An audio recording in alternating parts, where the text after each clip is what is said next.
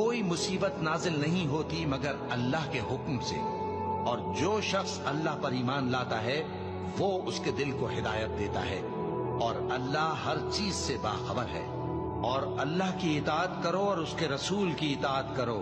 بس اگر تم منہ پھیر لوگے تو ہمارے پیغمبر کے ذمے تو صرف پیغام کا کھول کھول کر پہنچا دینا ہے۔